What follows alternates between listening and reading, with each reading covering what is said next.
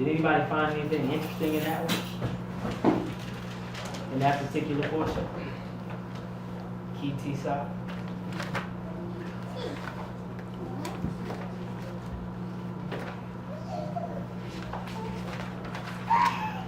Nobody? Do this.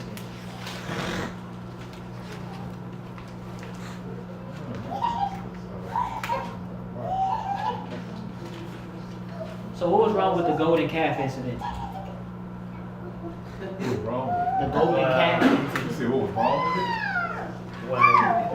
You want to know what you think was wrong with it? They made that their God. They said this is the God that delivered us out of Mitzvah, and it wasn't true. But how would they attribute that to the Most High having never seen him?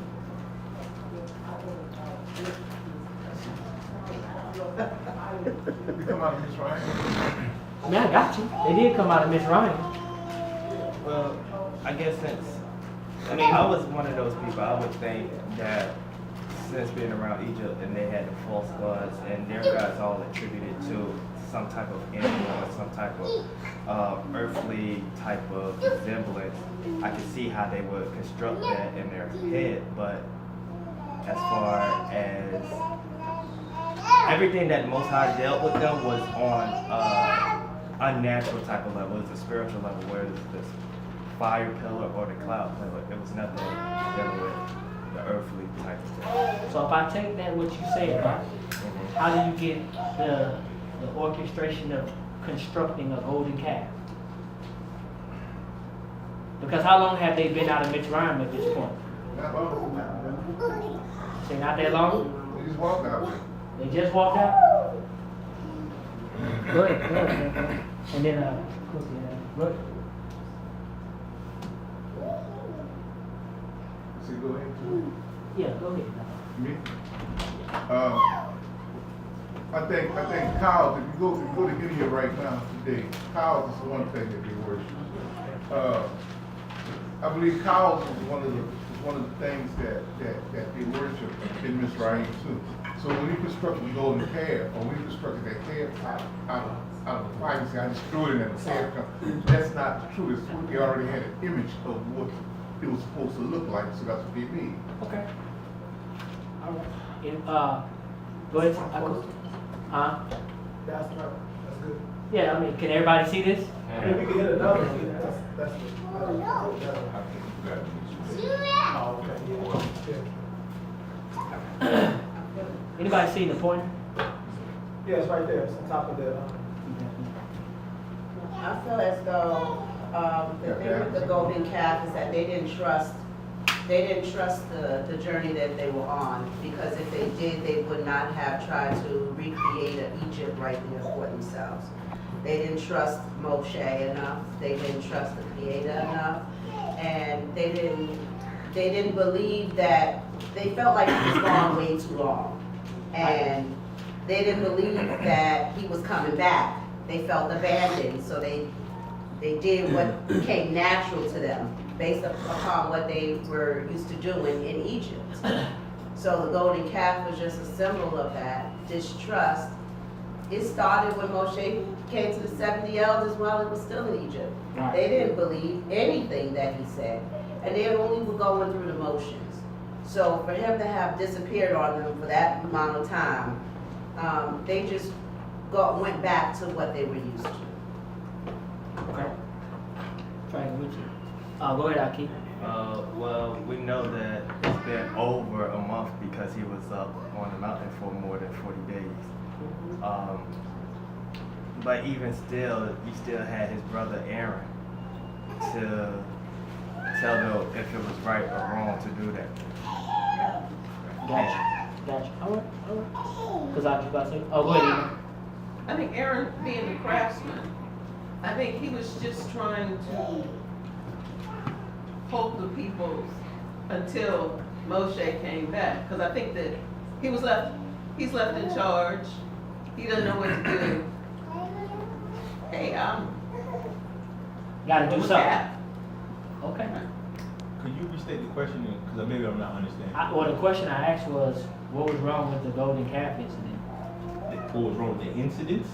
Yeah, and then I followed that with, if they had never seen any image or likeness of the Creator at this point, how do they fathom in their mind to construct a golden calf and call it the Creator?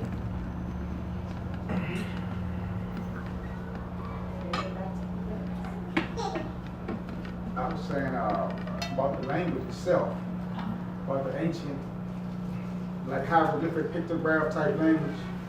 It was what I seen before. The calf head represents strength, like El or Elohim. The calf head is, I guess, what resemble in our mind, because we desire to always be like nations around us anyway. So we had to have something to show our Creator. They had all different kind of gods in Mitzrayim. So we had to show something in the ancient pictograph type script. It was an ox head, was the sense was represents the Creator, or the strength of the Creator, I should say. So that's a good question. And what makes the question, it's got me pondering, is that I know later on in the scripture, if the Most High says that all idols are vain and nothing, they're no thing. And, the way it's been taught and how we read it, we see that the Most High was angry, and we kind of stress the golden calf. So we're saying that, we're looking at it as the Most High is angry at nothing. So it makes a person think deeper, like what really was going on in the whole situation versus they made a golden image and the Most High is mad at the image when he himself continues to say that an idol is nothing. He creates everything. So it's a heavy question. Just, think about it.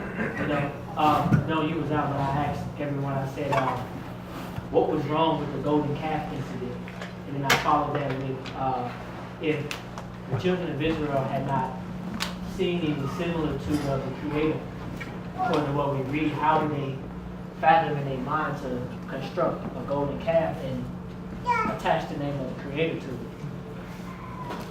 So, just everybody, you can kind of say like on that on your off time or whatever, just kind of think about it. What about the census? What was the census? The counting of the people. What was that for? That's how it opened up.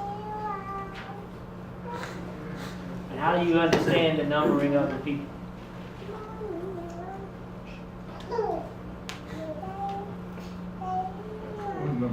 I don't believe that was all the people that got numbered. Okay. It was just the men that were 20 years old and upward, military age men, able-bodied men. They didn't, it wasn't a number of the entire nation. The women and the children were not counted. So this was just for the purpose of listing all the able-bodied men. So yeah, the Rosh B'nai Yisrael. That's what they were called. Okay. Alright. It's for the purpose of when you go to war and you lose somebody in a war. That's what the census is about, war. It's about the number of people that was of age for war. And when you lose somebody in war, now you got accountability for who was lost. So if you decrease in size, who was decreased and where from, so you can figure out who was killed, what was what. So it's not a loss in Israel. Your name continues on.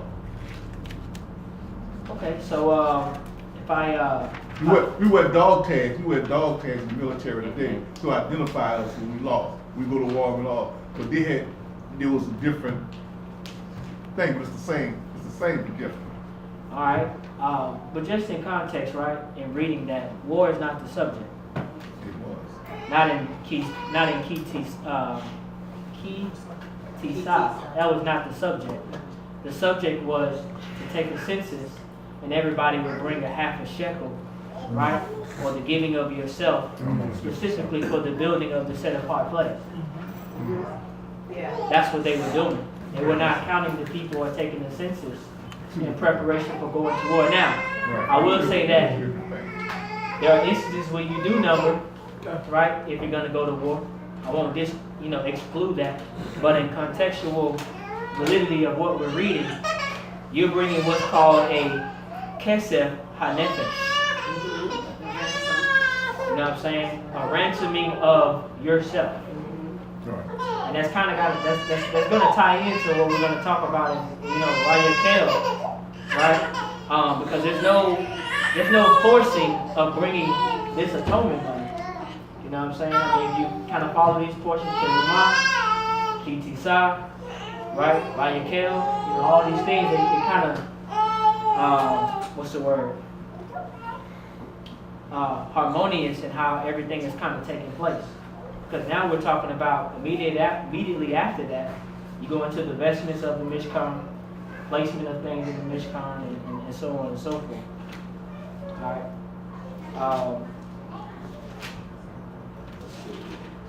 All right. So without any further ado, we're going to go ahead and get straight into it because I want to make sure we're done before the sun sets. All right, VAYAQHEL or VAYAQHEL, however you pronounce it. Anybody know what that word is there? The root word in that right here? Kahal, right? What's kahal mean? Yeah. The congregation. Huh? Congregation. You said congregation? Okay. Congregation Gathering. meaning, okay, you said gathering? Okay. So congregation, would that be, let's say COY got a full house? Is that the entire congregation of the people?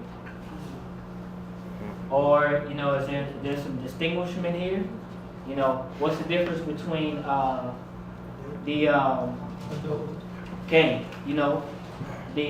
adult or adopt Yisrael as opposed to just simply saying B'nai Yisrael? Alright, and we'll get to it. But these are things that we're going to talk about in the lesson as we read. Alright, so kind of like how we're going to do it is we're going to read through a passage and we're just going to kind of hit these key points. Everybody follow what I'm saying? Okay.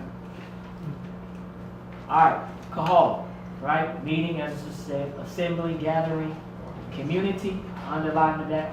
And then when this particular noun is maybe conjugated as a verb, it renders the public. Alright, but the public is very distinguishable in a sense in terms of what we read from how we might understand community. Alright, they do operate in tandem, but there's some distinguishing abilities here, alright?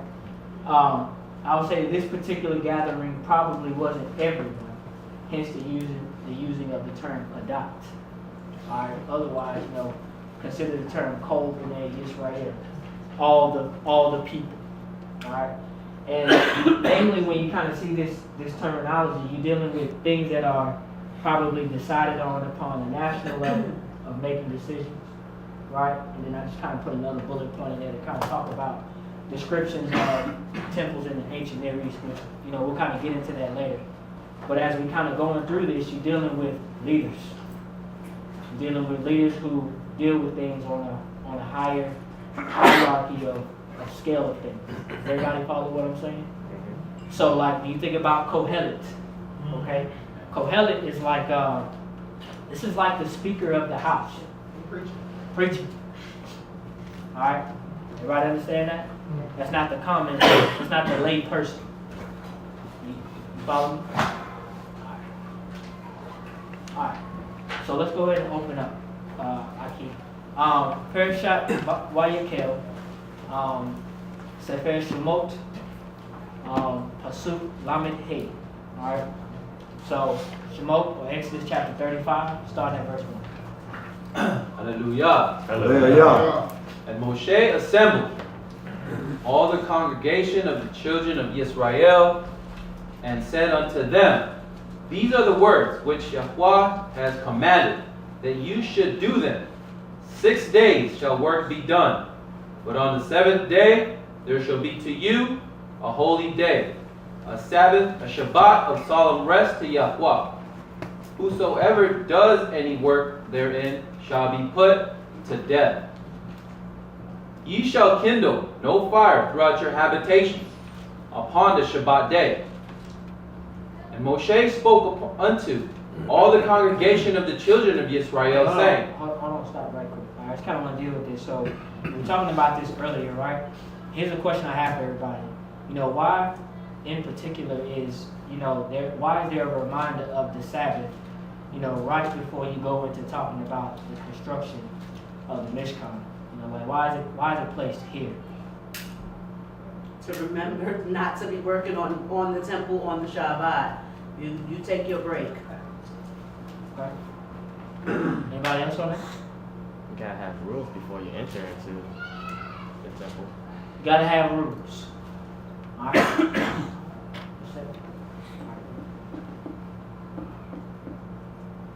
I'm gonna come back to this slide right here in a minute, but I want to deal with this here. Go ahead. And Moshe spoke unto all the congregation of the children of Israel, saying, This is the thing which Yahweh commanded, saying, Take you from among you an offering unto Yahweh, whosoever is of a willing heart, let him bring it, Yahweh's offering, gold and silver, and brass, and blue and purple, and scarlet, and fine linen, and goat's hair, and ram skins dyed red, and seal skins, and acacia wood, and oil for the light, and spices for the anointing oil, and for the sweet incense, and onyx stones, and stones to be set for the ephod and for the breastplate. And let every wise-hearted man among you come. All right, stop right there. So we kind of went further, but it's fine. I want to back up, okay? So let's kind of discuss, the notion of fire on the Shabbat. Okay. What do you know about it?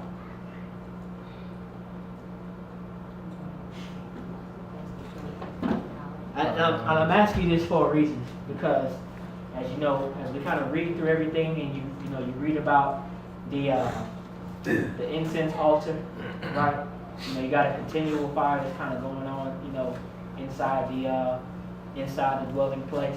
So what do you understand about this prohibition of not kindling a fire on the Shabbat? Pre-existing fire, no fire at all. What's going on with what we're reading here? What you just read was thou shalt not kindle a fire. Right. A pre-existing fire and kindling a fire is two different things. If you got a fire going already and you throw a log on a fire that's already going, you're not kindling the fire, it's already burning. If you kindle the fire, for me, kindling the fire is gathering wood, rubbing two sticks together, because then they have the light to strike. It's work that's involved in kindling the fire, getting that fire to turn over right, and then get the small stuff to burn to add on to it. That's kindling the fire. If you got a fire, you got your lampstand lit before the Shabbat in the temple, or you got your incense fire, your fire that's already burning through the temple already lit. That's two different things. That's not against what he said. He said, thou shalt not kindle a fire. He didn't say not to have a fire burning.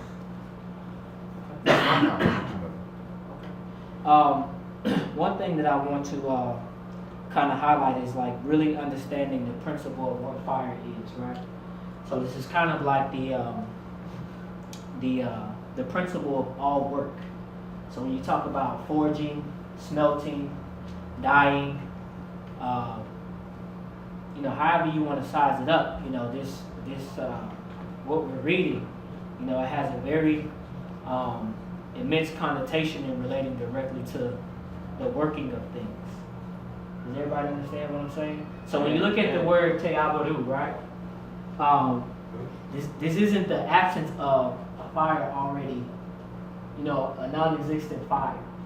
You would probably see it more conjugated as like lo yiba'ah, okay? Which means that, a fire isn't there, or it's not existent.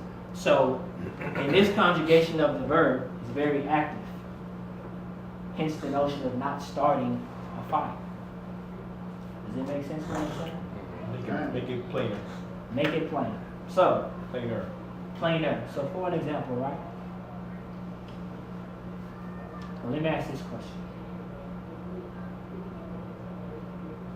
How is the burning of incense taking place in the set apart place? If no fire is already present, are they Starting a fire, what's going on with that? Shabbat Shalom. I just want to read quick. And to answer the question before I read the insert, there are certain things that could be placed underneath the banner of work for the Sabbath. There's certain things that are inclusive in the temple that are permitted. And it reads, by singling out fire from other forms of Shabbat labor, the Torah alludes to the law that unlike festivals and food preparation permitted with those festivals, even such is forbidden on the Sabbath.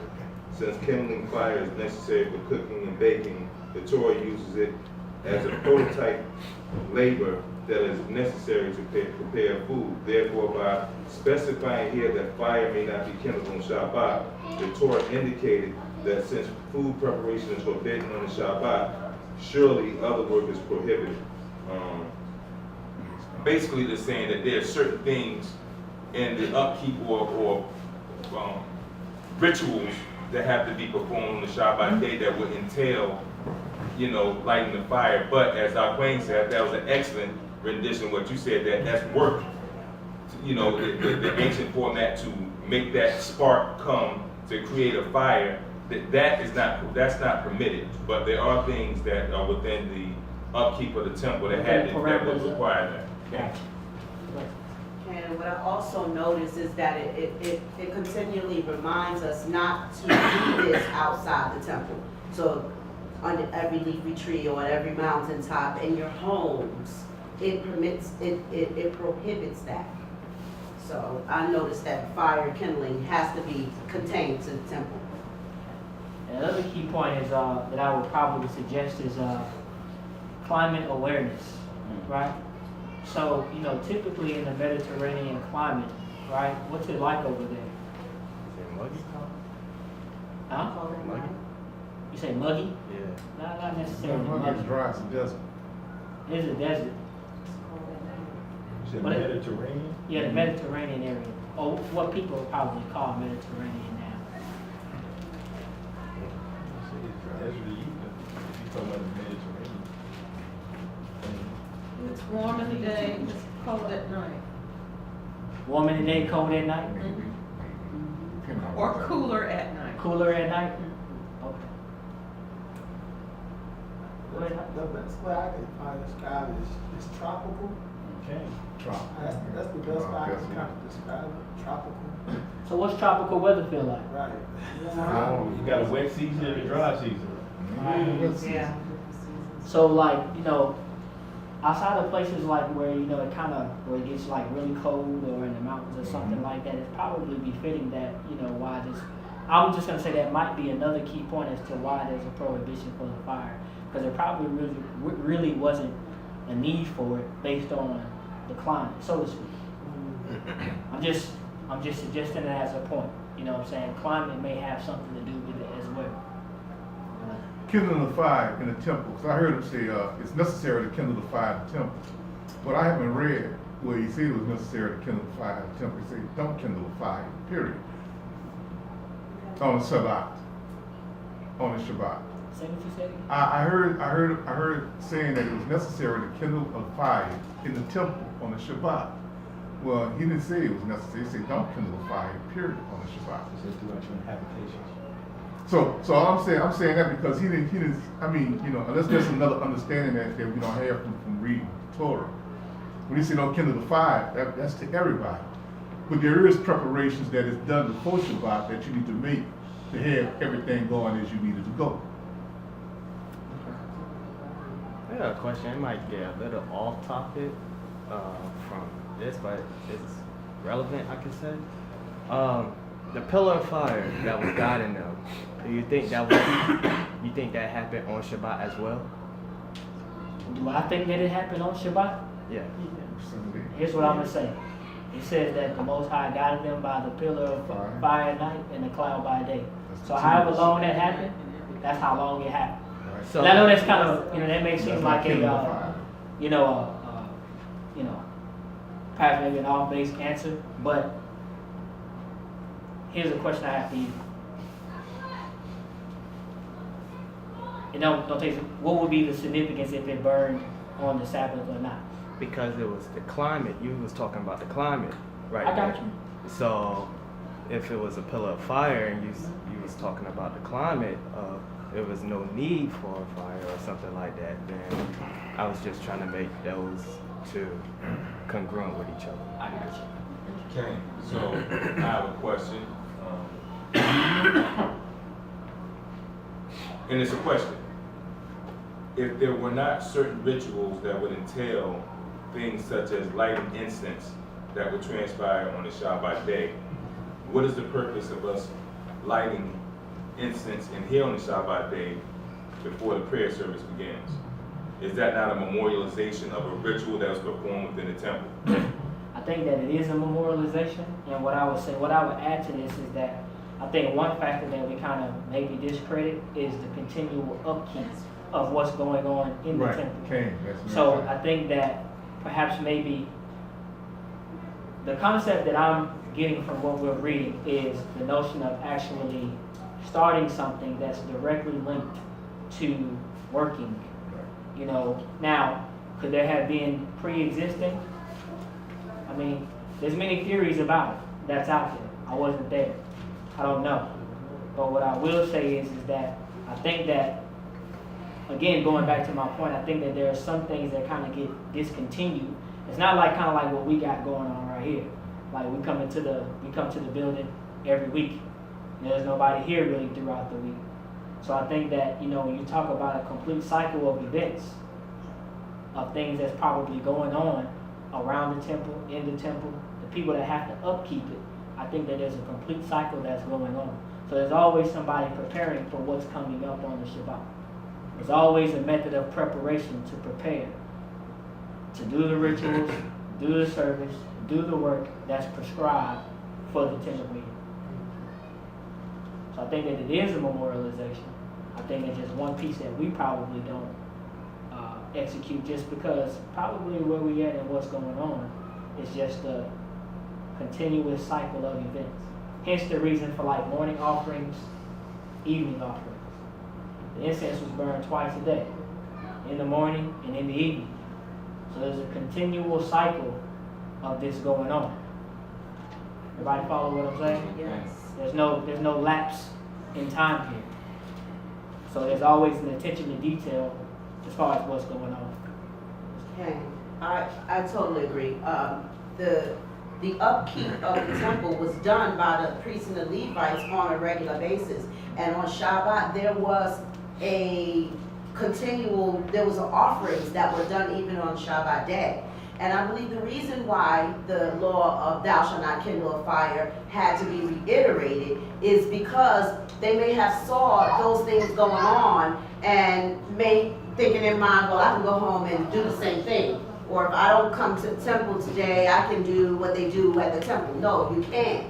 So it was prohibited, I believe, in addition to the instructions that were given to the Levites and the priests and how to care for the temple. They had to also make sure they let the commoners know in the Quahal, don't go setting no fires and, kindling flames on the Shabbat.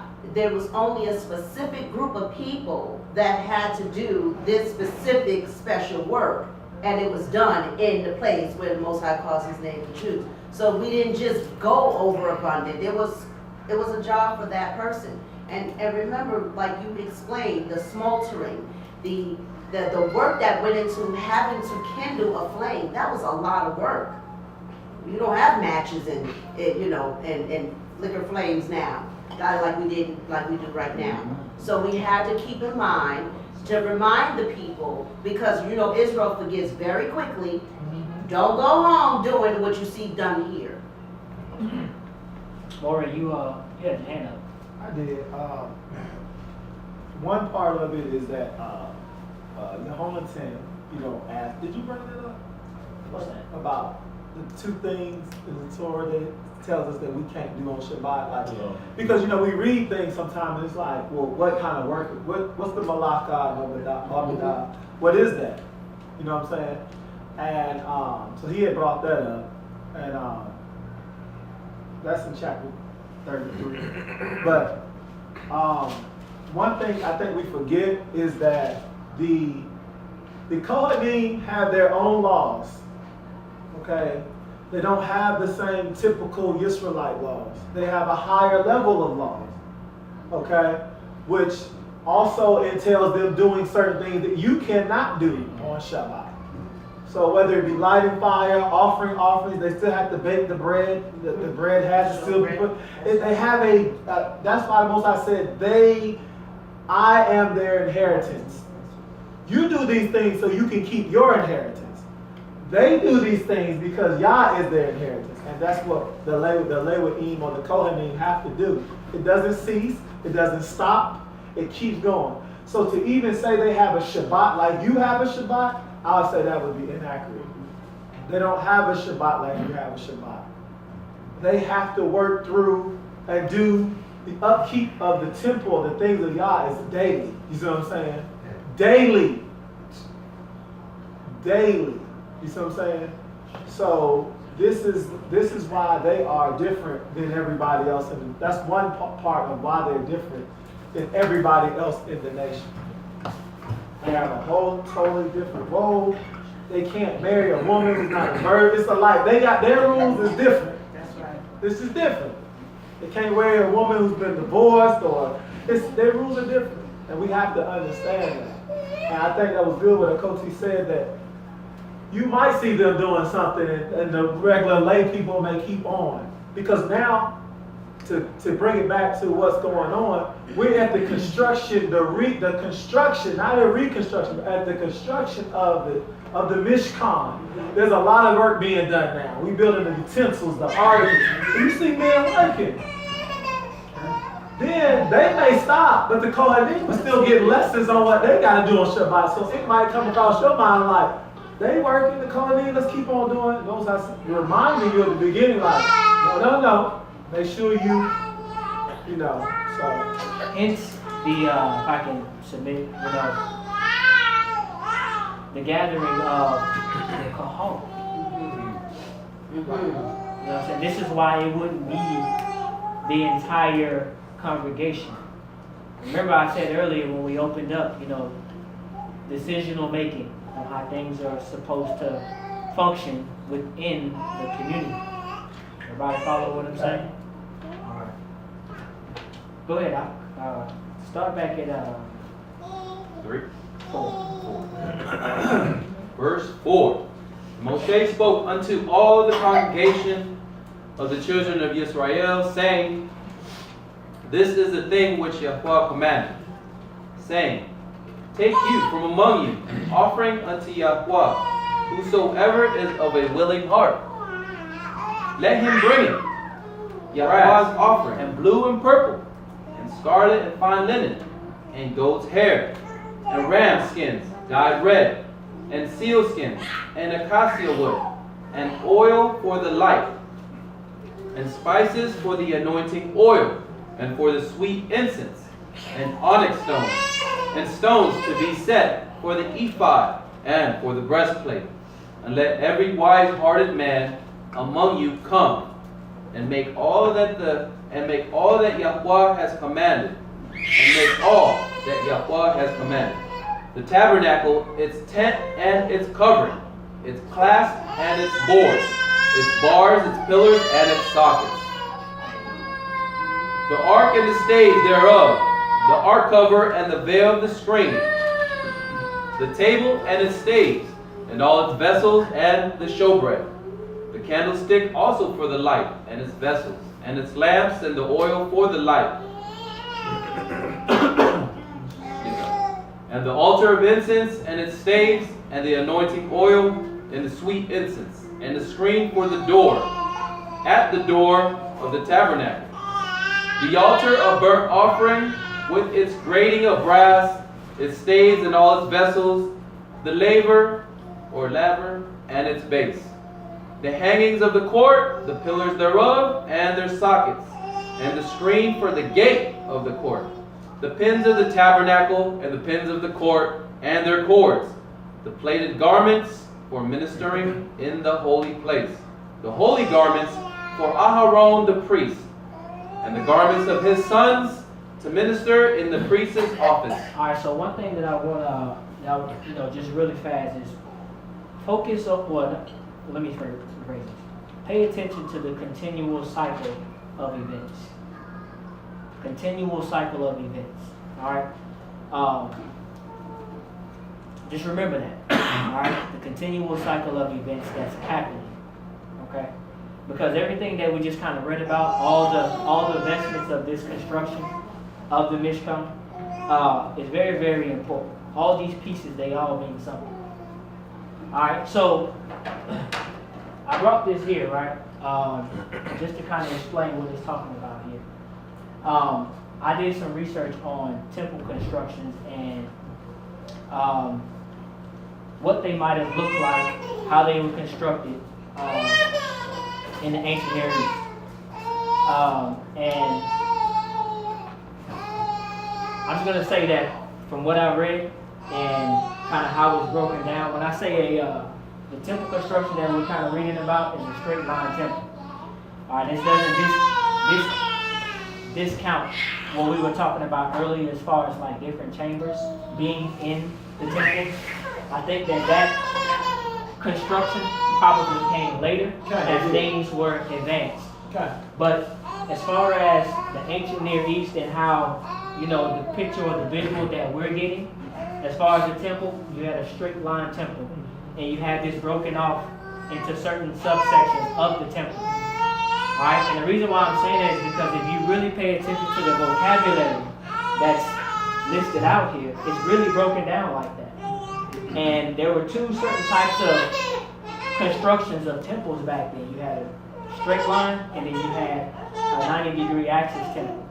Whereas the Holies of Holies would be off to the left or off to the right. And that takes me back to this slide.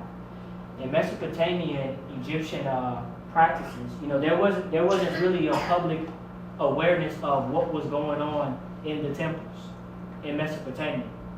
All right, Egyptian practices, they had more practices like that, where people were publicly aware of what was going on in their temples. Hence the reason for stuff like their priests would come directly out of their community in most instances. Everybody follow what I'm saying? And even in their construction of their temples, the Holy of Holies is probably higher than everything else in the construction of their temple. All right.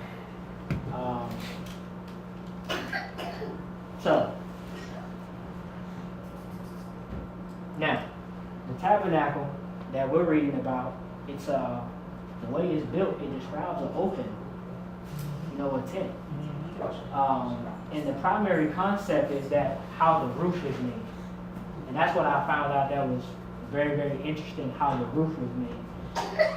This cloth or this leather, we'll kind of read about red hide, goat's back, and all these different things, as far as how you're protecting it. And again, like we read earlier, the temple is constructed by means of donations. Right? So, remember in the portion to Rumah, what did we read about that? Let everybody whose heart moves him, right, bring their Turumah, because we're getting ready to bring or build something big. Alright, there wasn't a forcing of this particular building here. It actually every person whose heart was willing, motivated, wanted to do the work. So kind of like what we read earlier about Nehemiah, and they were reconstructing the walls. Who were the people that were reconstructing these walls? Who were those people? Yep. All right, and an Ohel is different from a sukkah because a sukkah is plant-based. The roof is plant-based. All right, not necessarily a type of hide. All right. Go ahead. And all the congregation of the children of Israel departed from the presence of Moshe. And they came, everyone whose heart stirred him up, and everyone whom his spirit made willing, and brought Yahweh's offering for the work of the tent of meeting, and for all the service thereof. and for the holy garments. Let me ask this question. You know, when we were building this, right? What was the entire purpose of constructing the Mishkan? What was the purpose of it?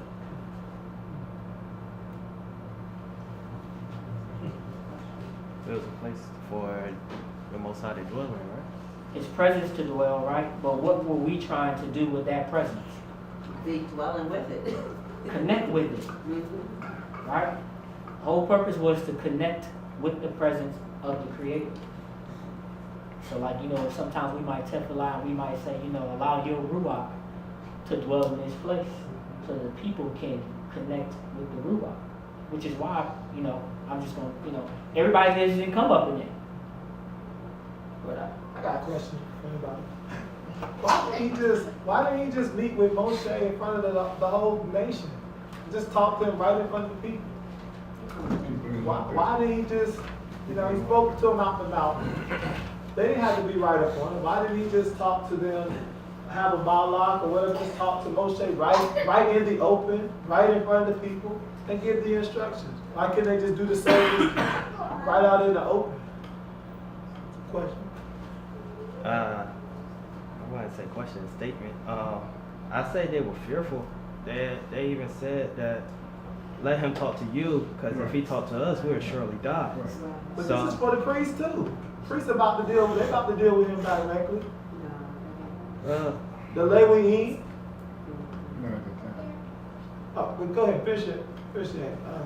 So I would say it like this. Moshe, I wouldn't say he was like the high priest, but I would say he was the one that was most connected with the Father. And for the other priests, it had to be a period of learning how to dwell in his presence, how to get inside of his presence and be able to actually stand there before him and be in the midst with him and do things like that. It's a trial period. It's a grace period, I would say. And for that, they didn't have that right then and there. You have to be based right. on what you're thinking, we have to go through a grace period in order to be able to deal with the Creator. I said, back then I would say you have to get yourself in order, in my way. Okay. For back then. Okay. Javi? The father tried to talk to them. He told him, get yourself prepared, wash up, 3 days, stay away from the woman, all that good stuff. He wanted to talk to everybody.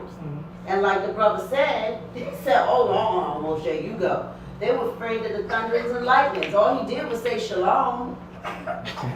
And they ran. So at this point, you're not ready to hear the word of the Creator face to face. You couldn't even stand in the glory of the Most High and deal with it. They would not have been able to stand it. So what would make the priest ready? Well, Moshe, Because you don't think that they I think they was in the same light as the people. you don't think they were some of the people going, we don't want to talk to them? I Or you say believe you they do? were. I really do. And then on top of that, he said that I did that so you would be scared of it. Exactly. So then I can say, well, that's not fair. You scared me purposely. Well, That's what he said. I scared him. I scared you so that you would fear me. I want to see what's in your heart. can I submit an idea? Of course. I want to go back to something he said earlier. Internal to external.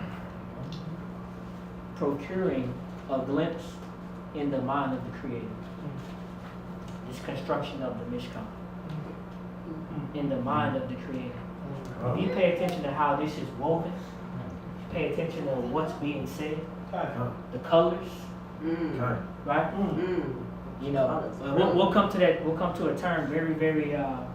You know, I didn't see this at first, but you know, when it says something like kerubim, ma'aseh, right, hoshin, you know what I'm saying? You got curtains that are interwoven with imagery of divine deeds.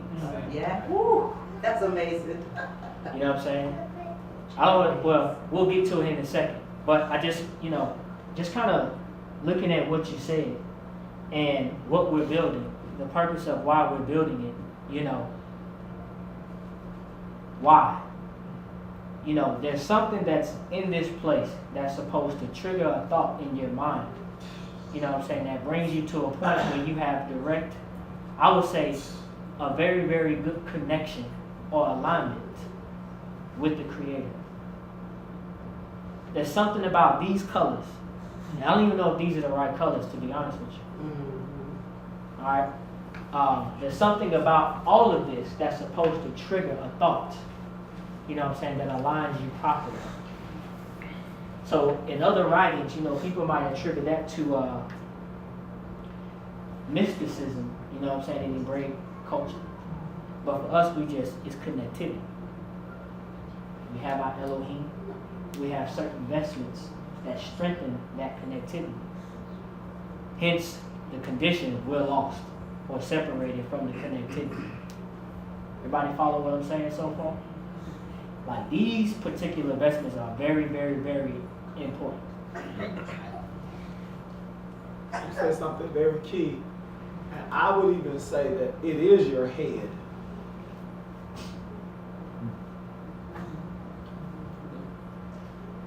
I want to point out the fact that people didn't ask to have this Mishkan built. Yah told Moshe to build this Mishkan so he can dwell amongst the people.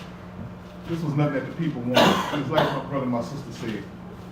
They didn't want to hear his voice because they was in fear of him.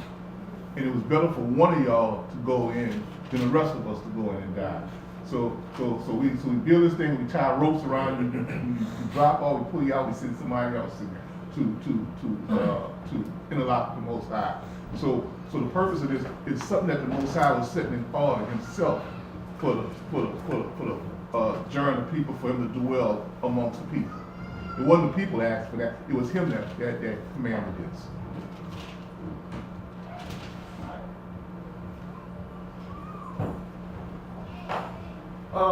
So was my question answered?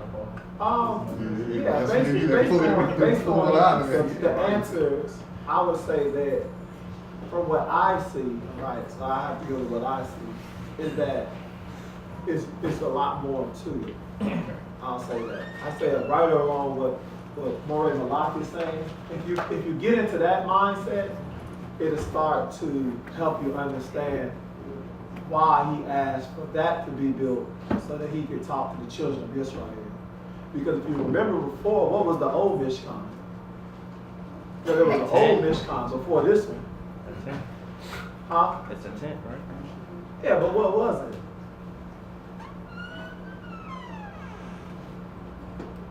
There's an old Mishkan before this one was being built. But that was in the other portion. I don't think we did Kitei Shai. We didn't do Kitei Shai. Okay, Kitei Shai. So the first Mishkan, or tent of meeting, was Moshe's personal tent. He took his personal tent and moved it outside the camp, and they said that was the tent of meeting. That was the first one. So that's deep within itself, that the Most High, he moved his tent out, and that became the tent of meeting, which is a whole nother statement within itself. But right along with the lines of what MORAY MALAKYAH said, that's what I'm leaning to, an aspect of you paying attention to the construction. It's covered on the outside in what? Skin and hair. What's the outside of our head covered in? Skin, hair, you know, goat's hair to be exact, things of that nature, which is like our hair. And then only to lead you into the inside, into something deeper, to one part. And then another part where it's like holy of holies. What's the most holy place in your body? The most holy, the most kodesh place in your body. That if that's ruined, everything else is a disaster. Your mind.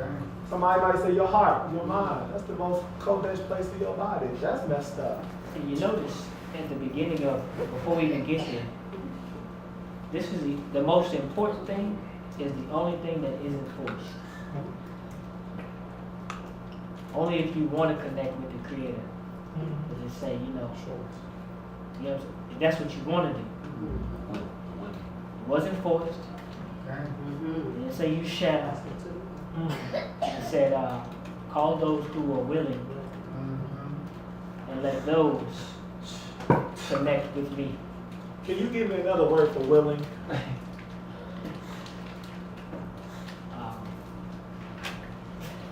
Hold on, what you looking for? I didn't hear it. I just want to. Want. I want And to. if you want to, you're willing, that means you're what? I want to, I'm willing, I'm ready. Willing and able. Those who were ready to do it. You understand? Willing, meaning you got the ability, I'm ready to do this now. That's different, that's a whole other thing. Man, I want to get a job. You ain't ready to get, are you ready to get a job? I want to build a house, are you ready to build a house? All right, so these people were, in their mind, they were ready to erect this thing in the wilderness. That's why he said, I chose Aholiab and Bezalel because they're ready. They already skilled. They already been building. They ready. Yeah. Those guys are ready to build something. This is the beginning. I don't want to take away from because he's breaking it down. This is the beginning of us really becoming set apart in the nations. Of us having something different from what all the nations have. That's why he said, and I'm going to put my ruach and wisdom in them. Now it's definitely going to be different. Making stuff that you ain't ever seen before. Yeah, I seen some stuff in Mitzrayim. You think Mitzrayim got the gold laid out, their temples? Not like that. He said, I'm going to show you something different. This is how you're going to do this.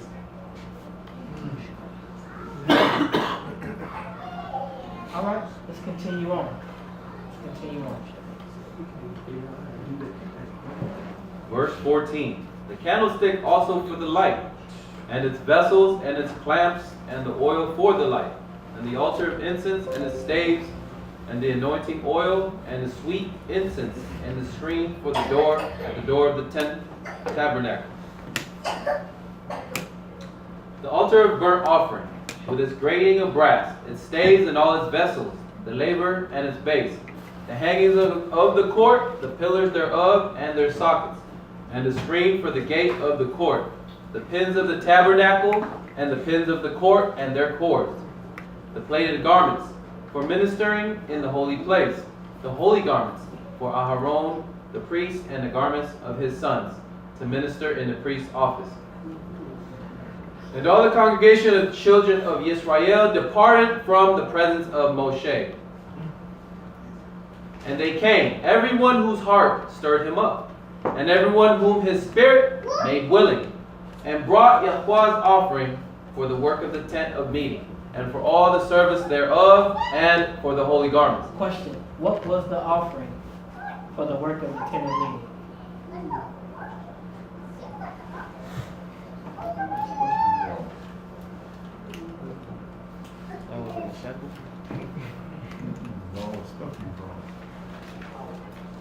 Anybody know?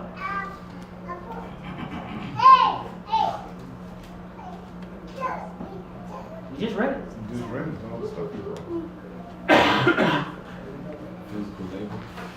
Huh? Was it physical labor? Was it physical labor? It wasn't physical labor.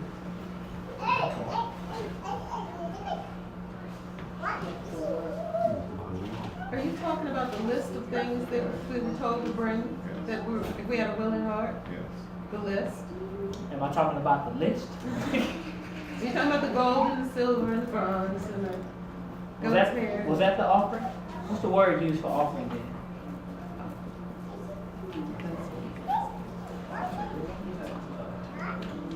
It says, and they brought the Lord's offering to work of the tabernacle of congregation for all the service and for the holy garments. I got you.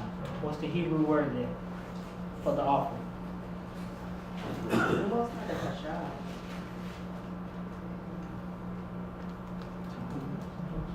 Did somebody just say it? Is that you just said it? No. Read it in English for me, Aki. If you don't mind. Shemot, chapter 35, verse 21. The whole verse? Or the Just the portion that we answered. Portion. Verse 21. Verse 21. Wayabohu ka ish asher nesau lebo wuko asher nadeba ruko uto hebeu. Offering is terumat. So what was the terumat? That's the circle. He just said it. It was the shekel. That was the teruma. Remember?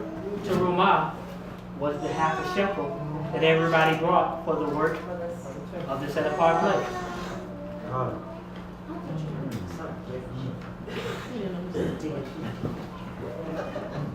just want to see if everybody was paying attention. Go ahead. 22. And they came, both men and women, as many as were willing-hearted, and brought nose rings and earrings and signet rings and girdles, all jewels of gold, even every man that brought an offering of gold unto Yahweh. Now the reason why it probably says that list is because when you get into the half a shekel being a gera, that's dealing with weight. Everybody follow what I'm saying? Yeah. So those rings and other ornaments, it had to deal with a specific weight. And that equated to your half a shekel. So the rich didn't give more to the poor and vice versa. Everybody had to give their, everybody brought their portion. All right? Go ahead. 23. And every man with whom was found blue and purple and scarlet and fine linen and goat's hair and ram skins dyed red and seal skins brought them.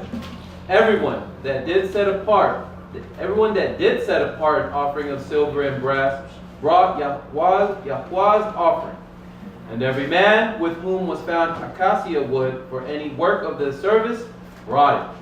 And all the women that were wise-hearted did spin with their hands and brought that which they had spun, the blue and the purple, the scarlet and the fine linen. And all the women whose hearts stirred them up in wisdom spun the goat's hair. And the rulers brought the onyx stones and the stones to be set for the ephod and for the breastplate, and the spice and the oil for the light and for the anointing oil and for the sweet incense. The children of Israel brought a free will offering unto Yahweh, every man and woman whose heart made them willing to bring for all the work which Yahweh had made by the hand of Moshe to be made. And Moshe said unto the children of Israel, See, Yahweh has called by name Bezalel, the son of Uri, the son of Hur, of the tribe of Yehudah. And he has filled him with the spirit of Elohim. So what does Bezalel and Aholiab, what do those two names mean? Anybody know? Something dealing with the Most High. Okay. Go ahead. Bezalel is like, so Cain did a lesson on Bezal, or the shadow. So it's the shadow of El, and then Oholiab is like, we just talked about the Ohel, the root word for Ohel, which is the tent. Ab being the father, So, the tent of the father. I spelled that wrong, Shlika, but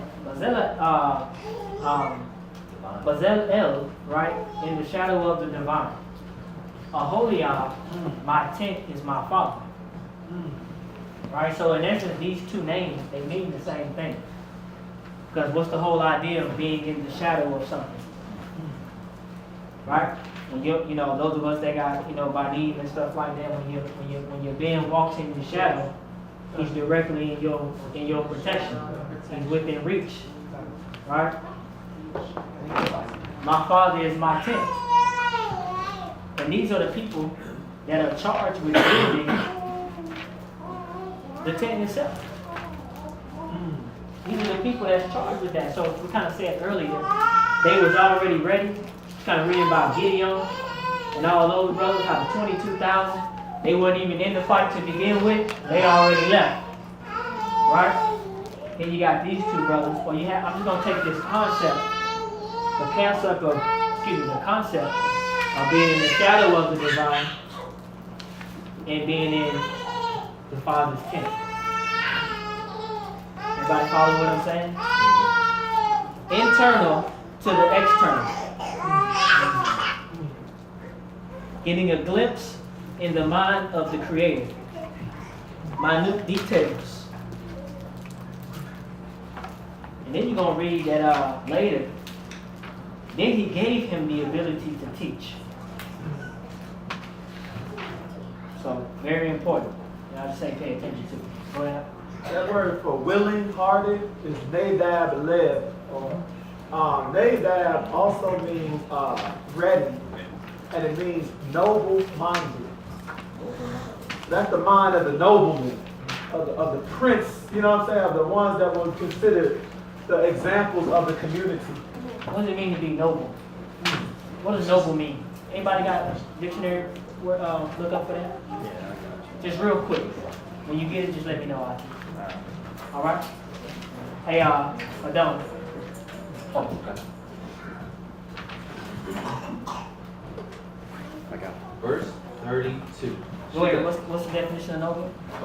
It has many definitions, but first one is distinguished by rank or title pertaining to persons so distinguished, of belonging to or constituting a hereditary class that has special social or political status in a country or state, of or pertaining to the aristocracy, of an exalted moral or mental character of excellence. Kahal. Verse 31. And he has filled him with the Ruach of Elohim, in wisdom, in understanding, and in knowledge, and in all manner of workmanship, and to devise skillful works, to work in gold, and in silver, and in brass, and in cutting of stones for setting, and in carving of wood, to work in all manner of skillful workmanship. And he has put in his heart that he may teach. Both he and Aholiab, the son of Achisamach, of the tribe of Dan.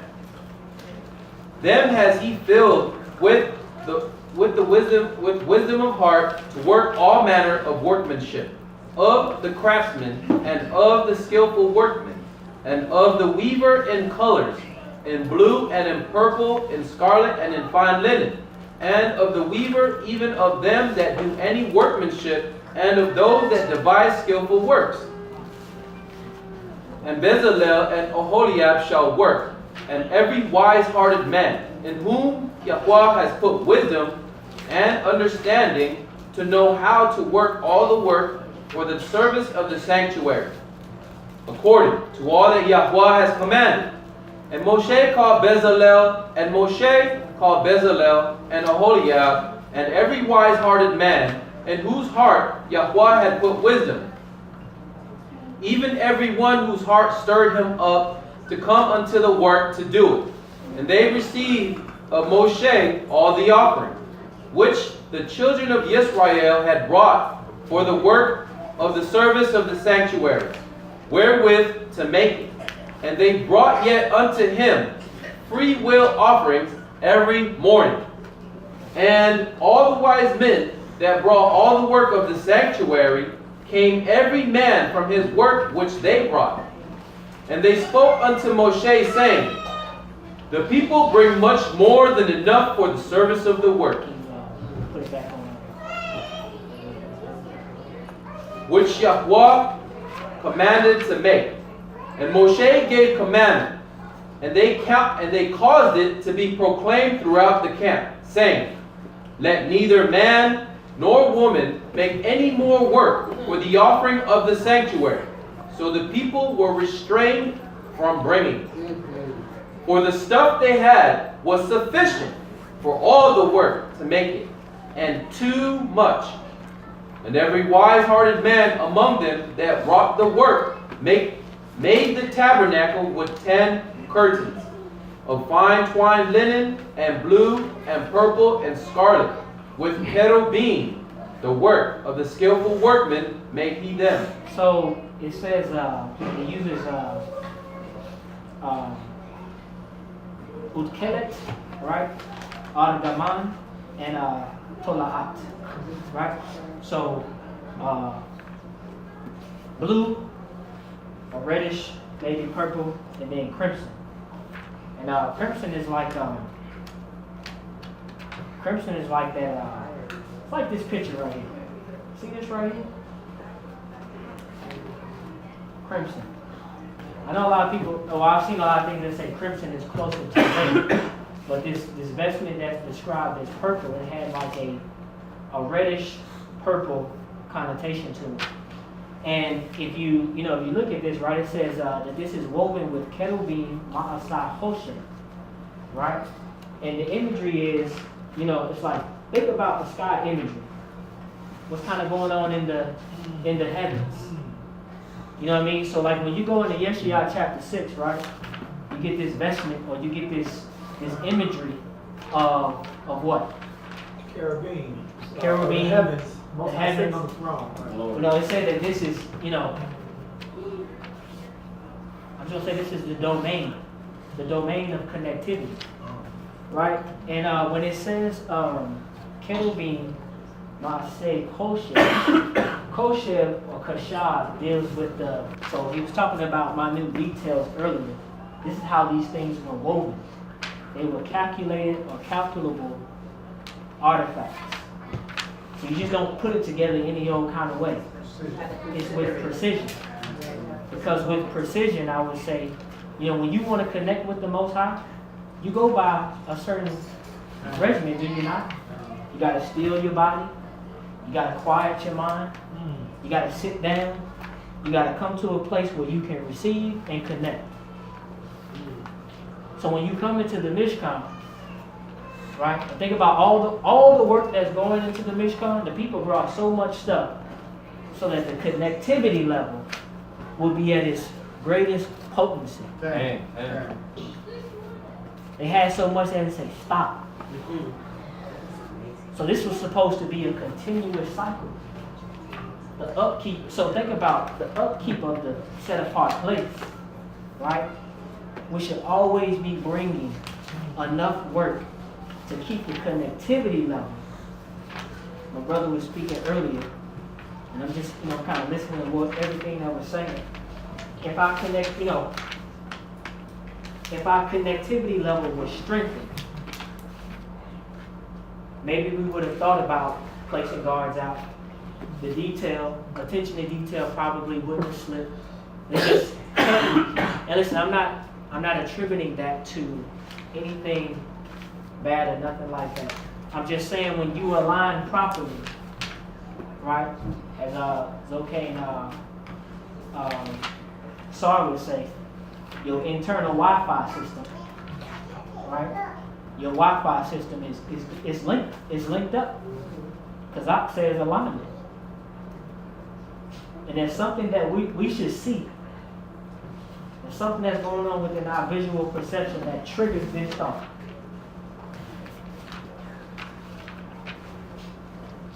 Everybody follow what I'm saying? So it's like, they say this in psychology. Colors do things. Right? Colors bring about, you see yellow, you what? Or you might be happy. Bright colors, they bring about, happy thoughts and stuff like that. Dark, gloomy colors. You follow what I'm saying? So psychologists are saying this, but we had a direct blueprint on how to connect.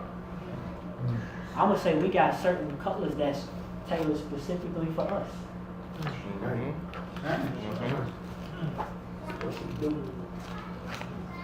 So it's just, something more to think about. So, there was a term, you can kind of look this up, Mishkan El Yom. Right? Mishkan El Yom. And this was the idea of that. You might, later liturgy, they might call it cosmogony, which cosmogony is incorporating imagery of divine beings into the structural building of things. So like, how they've kind of perverted it now. right? But the idealism of what, like when you go into these cathedrals and stuff like that, I see these exact same colors right here. Yes, sir. And they, you know, they do their little Romanized, you know what it is, up on the ceilings and stuff like that. But what's the thought, what's the thought that perhaps maybe they're gleaning from, based on whatever it is that, they might believe, whatever. I'm just saying that this isn't a foreign concept. And what I mean by foreign concept, you very much so understood this. And this is woven into the tapestry. Everybody understand what I'm saying? It's woven into the tapestry. And you're going to see later that the further out you go, the more simplistic the detail gets. The more inner you go, the more detailed, Wow. you know what I'm saying? The more work is done. Yeah. So inside is a lot of gold, it's a lot of vibrant colors, it's a lot of good things that they should appeal to your senses. By the time you get to the outside, it's very simple, but the inside is on point. Inside is on point. Alright? Go ahead. Verse 9. The length of each curtain was 28 cubits, and the breadth of each curtain 4 cubits. All the curtains had one measure. And he coupled 5 curtains, one to another. And the other 5 curtains he coupled to another. And he made loops of blue upon the edge of one curtain that was outmost in the first set. Likewise, he made in the edge of the curtain that was outmost in the second set. 50 loops made he in the one curtain, and 50 loops made he in the edge of the curtain that was in the second set. The loops were opposite one to another. And he made 50 clasps of gold, and coupled the curtains one to another with the clasp, so the tabernacle was one. And he made curtains of goat's hair for a tent over the tabernacle. 11 curtains he made them. The length of each curtain was 30 cubits, and 4 cubits the breadth of each curtain. The 11 curtains had one measure. And he coupled 5 curtains by themselves, and 6 curtains by themselves. And he made 50 loops on the edge of the curtain that was outmost in the first set. And 50 loops made he upon the edge of the curtain which was outmost in the second set. And he made 50 clasps of brass to couple the tent together, that it might be one. And he made a covering for the tent of ram skins dyed red, and a covering of seal skins above. And he made the boards for the tabernacle of acacia wood standing up. 10 cubits was the length of a board, and 1.5 cubits the breadth of each board. Alright, so really quick, just because I know we got time in this certain set. So, you got the original vestment, right? Of the Mishkan itself, and then you have a cover. And really what you got here is you got what's called you got 2 processes of processing a hide. Alright? So like you use the word like you'll see a lady use like takash, and takash is like badger. It's like badger skin or something like that. Right? And then you have goat's hair. Okay, so this would actually protect everything that was, I'm gonna say, beautiful on the inside. Waterproof, protection against the elements. Right? Goat's hair, like goat's hair, like on the ridge of the spine, is very, very thick. Follow what I'm saying? It's a very, very thick kind of fabric. And when me and Yoke was in Israel, we went by a Bedouin tent. Remember him? His name was, I forgot what his name was. But the Bedouin tent was made out of goat's hair. Right? The very top of it was out of goat's hair, and that thing was sturdy. It was very, very strong. So it's made for that climate. Right? So you do all this work on the inside, and on the outside, you got a very, very good measure of protection to protect everything that you got going on. Okay? It's called the Orot Takshin. Right? So that whole phrase right there, it's like badger skin. What's mantis? Mantis is like, this is mantis, dolphin, like that whole family. You know how their skin is? Mammal family? So just gotcha. that species of skin. Gotcha. Alright? So those things they're waterproof. Because that's all they do. They live in the water. So it's made for that. So you got a perfect construction of things here.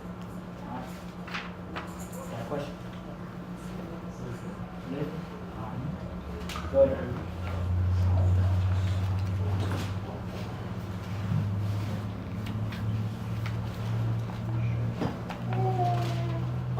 Verse 22. Each board had 2 tenons, joined one to another. Thus did he make for all the boards of the tabernacle.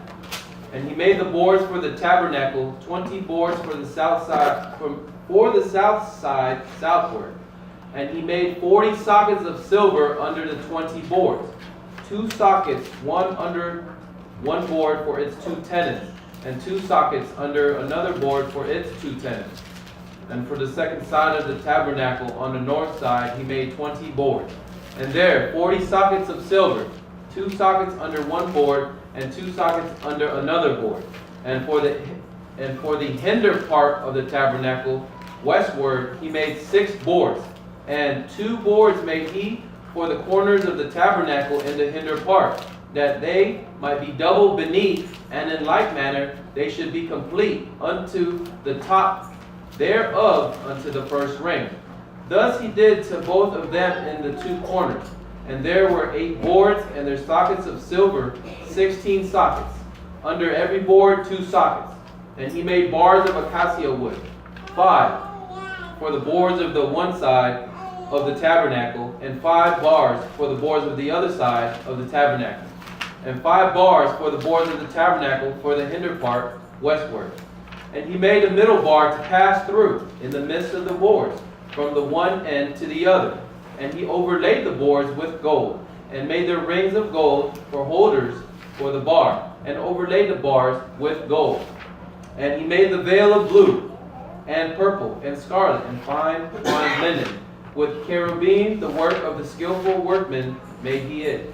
And he made thereunto 4 pillars of acacia wood, of acacia. So really quick, right? There's a term that's there. It's called hapoloket, right? This is the inner curtain or the inner veil, and it uses that same language that we were just reading about. How am I saying, right? What it says, kerubim, ma'asah, hoshet, or woven, you know, with that same imagery that we were talking about. And as you get later on to the outer curtain, it just says, it uses the word ma'asah, right, which is just a plain curtain. But it was just woven nicely. And then you'll see as you go out further, there's copper and there's things like that that's on the outer side. So we were just talking about silver and all the other kind of things that are proceeding before that. As you're getting out, the detail becomes less. All right. Go ahead. Verse 36. And he made thereunto 4 pillars of acacia, and overlaid them with gold, their hooks being of gold, and he cast for them 4 sockets of silver. And he made a screen for the door of the tent, of blue and purple and scarlet, and fine twined linen, the work of the weaver in colors. And the 5 pillars of it with their hooks, and he overlaid their capitals and their fillets with gold, and their 5 sockets were of brass. So everybody see that? As you got further out, less detail. Okay. Chapter 37, it really just is talking about the ark, the cover, the table, and the menorah. I want to get to the incense altar, all right, so we can close it out. All right. I think that starts at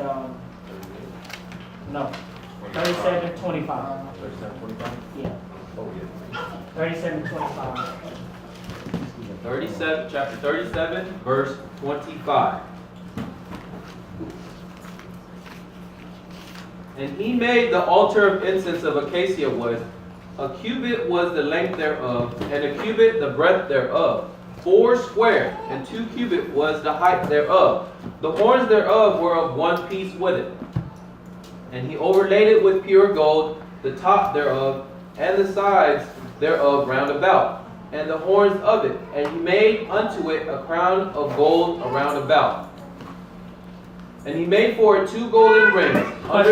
Question. How is something like this able to withstand fire and cold? You got something that's made out of acacia wood and is gold plated, and this is what the incense will burn. How is it able to withstand that? acacia wood is very durable. It doesn't burn easily. And gold, in its heated form, it takes a high amount of heat for it to make it liquid or to make it soft and malleable. Okay. I can't hear you. Oh, people said. Oh, I was saying acacia wood or shitton wood is very dense and it's very hard to burn. And you could actually say that the gold was galvanized onto the acacia wood. It was laid on top. And gold has a high temperature point, melting point, to be to withstand it. That's what I was saying. Now, So it's fire retardant, heat resistant. so you're saying it's fire retardant. Acacia wood is fire retardant. So here's I what, wouldn't say that. so here's what I'm saying. If this was done twice a day, right? That means this heat was getting pretty hot, correct? So how do you think this is able to withstand what's going on with it? How's that happening? I don't know about cassia wood. I couldn't tell you about that kind of wood, whether it's fire retardant or not. I don't know. But I know gold. Once you overlay something with gold, in order to melt gold or to get gold to melt, it has to be at a very, very high heat. And then it'll turn to a liquid form and melt. Other than that, gold can withstand the heat to a certain temperature. So I don't think you're burning, because you burn the incense, it's not burning that hot. Okay. Anybody else got a thought on it? The question I asked was, how is fire withstood on wood and gold in this particular instance here, for something that's going on twice a day, considering its girth and its build? This isn't small. 1,940. If you do the measurements, this isn't something that's small. You follow what I'm saying? I don't know how many people have actually been in like fighting fires before, but if you've been in the Navy, you know how hot fires get. Ain't they right, Kazak? They get really hot. So that's just my personal opinion. I'm not saying this is what it is, but perhaps maybe, there may have been some, it doesn't say this, but I'm just proposing a thought. But maybe there may have been an additional box or something like that that was withstanding the burning of the incense. I'm just saying for me, I can't really see that something is burning continuously like that and it's not being degraded. Fire is a very strong element. It's continuously burning. How is it doing that? Without getting into anything like, super phenomenon and nothing like that, I'm not discounting that it can't happen. But I'm just asking a question. Go ahead, Aki.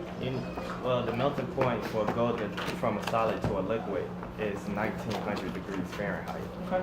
A fire that's just burning incense would not burn at that temperature. How big is this incense altar? It says cubit by 4 square. I think it says something like that. So how big is it? I ain't doing the calculation like that. I would think a cubit is about 3 feet. Just a question. Yeah. Just a question. All right. What you're talking about, there's a lot of chemistry involved. Exactly. When you're talking about incense, because first, one could think of an incense stick, another could think of a laver as big as, see that right there, that little one right there, but a giant one that's sitting up on this stand, and then now you're putting in pounds of incense in it to keep it burning. Again, anybody in here can say whatever they want to say, but unless you have an understanding of chemistry, you really don't know. That's kind of like what I'm getting to. There's a lot of things that's going on here in this specific instance. So I'm just saying, to protect the miscom, I'm just throwing it, perhaps maybe there was something that protected that whole operation. Perhaps. All right. And then the last bit is, did you already read about where it says the roof and its horns? No. Yeah, go ahead and read that. Verse 26. And he overlaid it with pure gold, the top thereof and the sides thereof round about, and the horns of it And he made unto it a crown of gold round about. And he made for it 2 golden rings under the crown thereof, upon the 2 ribs thereof, upon the 2 sides of it, for holders for staves wherewith to bear it. And he made the staves of acacia wood, and overlaid them with gold. And he made the holy anointing oil, and the pure incense of sweet spices, after the art of the perfumer. Alright, so the Hebrew word there for that they use for horn is kairos. That's not necessarily horn, it means like corners. Right? And this is very, very important to remember, because the horns they become very important when you get into ceremonial type of inventions, right? So here's the thing, right? Let me read what I wrote down right here. In your Hezekiah ceremony for purifying the temple, he goes to the ends of the courts, right? Which basically are the horns, if you will. So they probably had some type of little curves or something like that on the corners. But when you touch corners, what happens is you create a radius. All right? Anybody know what a radius does? Or what a radius is? What's radius? It's half the distance of the diameter. The radius goes from the center to what? To the perimeter. Okay? Now, if this is done twice a day, right? If you think about it, think of a square, right? Anything inside of the square is out of the influence of the structure itself. So the leading influence here is covering every point. Alright, so remember I said this consistent cycle of events, right? And I'm kind of just showing an example, like if I had 4 people in each one of the corners of this room, I'm covering the whole vestment of this place. You understand what I'm saying? Right. So the whole idea is that nothing is going left untouched. Right, the entire perimeter. The whole entire perimeter is covered. Alright, so if you think about the internal to the external, or the corners, you have to cover everything. Why are we in trouble? Because we haven't covered everything. Or we don't cover everything. We leave sections off. We don't cover that corner. We don't cover that corner. We don't cover that corner. We might do this, but we might not do that. Follow what I'm saying? Thorough. You know what I mean? So everything, this is just my opinion. Any and everything that we do, it should be thorough. It should be very thorough. If you want to connect, there's a thorough way to do that. It takes time. It takes attention to detail. Hence all the imagery we're getting, right? Or the leaders. This is the imagery that they're getting for the sole purpose of connecting with the Creator. And then once we do so, then you have the ability to teach others. So, I'm gonna stop there. I hope everybody was paying attention to the construction of the Mishkan. I think that there's a lot more to it. But as you're reading this or as you're studying,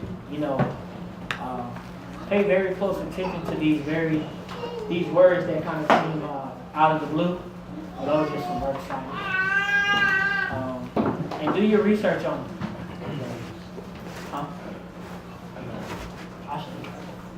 Do your research on all that. Alright? Anybody got any questions on anything? You gold in your thing, I thought about when I look at that thing right there. Like this thing that you're burning incense in. If you put a liquid in there and burn it, it'll get hot for your hand to hold it. Exactly. But it won't burn that tape because it's not getting hot enough. And if it do, it might just start. You understand what I'm saying? But it won't set it on fire. Now if you got gold on that. Well, let me show you something. If you got 3 feet, you got 3 feet by 3 feet. Even in this construction, right? This is hollow. So this kind of absorbing the heat. Right. The essence of the heat is in this bowl. Right. This is probably the protective layer, right? That's separating the heat from here to here. Yes. And that's the idea that I'm saying as far as the altar of the incense. I don't believe it was just something that, with all the components that's just going on right here, couldn't see that just burning and, you know, nothing there to kind of protect everything. Right, right, that it's was in done. the design that y'all gave, right, okay. That's all it is.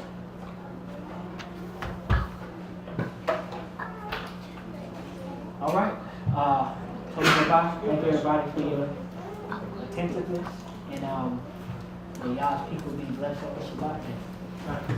Yeah.